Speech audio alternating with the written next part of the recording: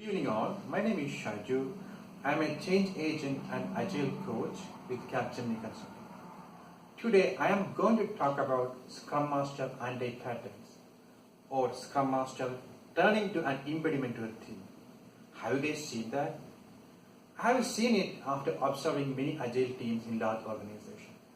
The Scrum Master preventing the team from becoming a self-organizing and high-performing team. The very first syndrome is the dictator syndrome. Scrum Master assigning stories to the team members, micromanaging the teams, these are the traits. What's the problem with that behavior? It is taking away the self-managing capability of the team, the right to decide how best they can accomplish their work. Every time a Scrum Master does that, the Scrum Master is stealing the confidence of the team. Imagine a team of 3 members working on an agile project. A conversion of a self-management team should be like this. I have got a new user story. I feel like you have worked on this user story before. Can we work together and figure out the impacts? This results commitment, the team feels empowered, and finally, that reduces the cycle time of user stories and speed to market. The next anti-pattern I have observed is the project manager syndrome. The project manager committing the sprint goal without the consent from the team. So other traits are assigning user stories to the team, representing the team for each and every meetings, speak for the team, without their consent. So what's the problem with this behavior? The problem is, if you don't have the consent of the team, then you may miss the sprint goal. The team may work in command and control. The team leaves early from office. They may miss the sprint goal. Often results uncooked requirements in the sprint goal. On the other hand, if you have the consent from the team, they will stand for it. How to change from a project manager mindset to Scrum Master? It's not easy. First of all, the Scrum Master might have worked as a project manager for several years, and simply deleting it is not easy. But understanding this behavior and acting on it is more important in the first place. Being a Scrum Master is a completely different role than project manager. Therefore, the way the Scrum Master works should be different from a project manager. In Agile and in Scrum, the Scrum Master is known as a servant leader. He's a servant, also a leader. The role of the Scrum Master should be to being Agile and build a high-performing team.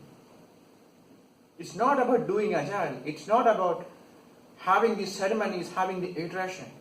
It's only half part. The other part is being Agile and building a high-performing, self-organizing team. A cohesive team. That is how you build and deliver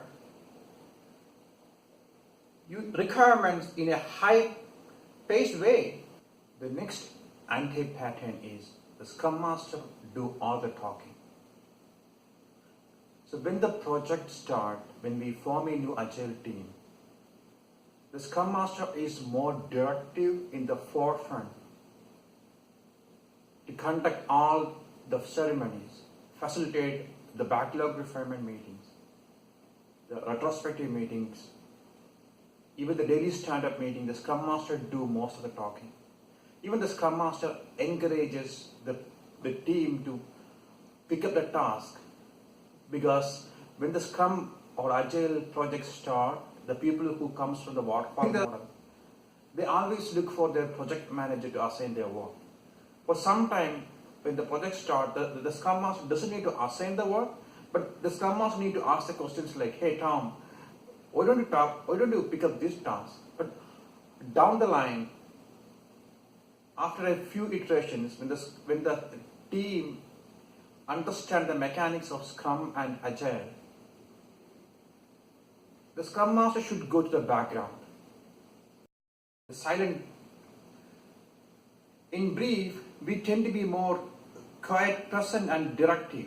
However, after a few iterations, then you should be able to withdraw yourself symbolically in order to let the team to self-organize.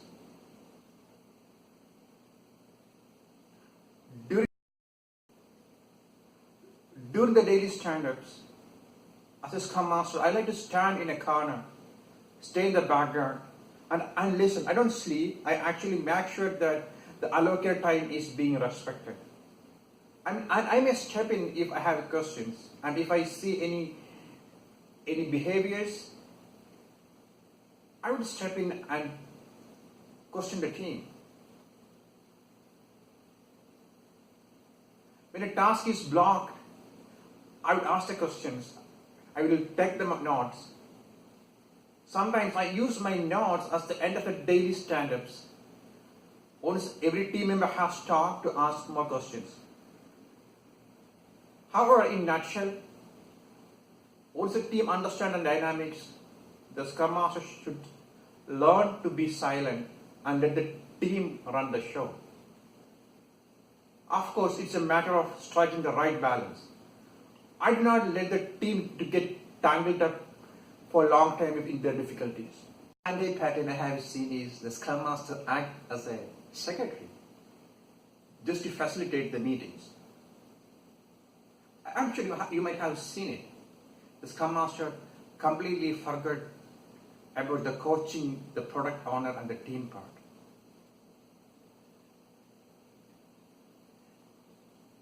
The Scrum Master role includes coaching the product owner to optimize the business value of the product. Also, other role of the Scrum Master is to coach the team and build level of trust between the teams.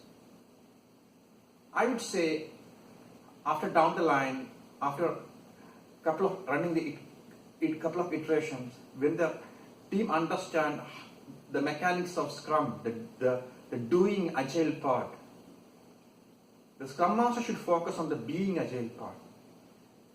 When I say being Agile part, it is all about building the trust between the team, building a cohesive unit. The Scrum Master should act as a gel to build a team. To make that happen, whenever the Scrum Master gets time, the Scrum Master should coach the team if they find any behaviors. If there is any conflict between the teams, the Scrum Master should come to the forefront and alleviate. The next anti-pattern I have seen is the Scrum Mom syndrome or the Scrum Papa syndrome. So what are some of the traits of the Scrum Mom? The Scrum Mom creates an agile bubble where the Scrum Mom will handle all impediments personally, although practically any other team members can act. This is an interesting one. The Scrum Mom filters all the feedback from stakeholders, particularly any negative feedback. The Scrum Master or the Scrum Mom prevents the team from failing whenever possible. The Scrum Mom is not challenging the team. For a team to go in heights, the team should fail. The team should learn from their failures. They should go through the tough situations. Another trait of a Scrum Mom is, among all these team members, the Scrum Mom most likely would have a favorite one. The Scrum Mom's motto is this: right or wrong, this is my team. So thank you all. I'm kind of wrapping up some of my observations. If you have any questions, please feel free to reach me out.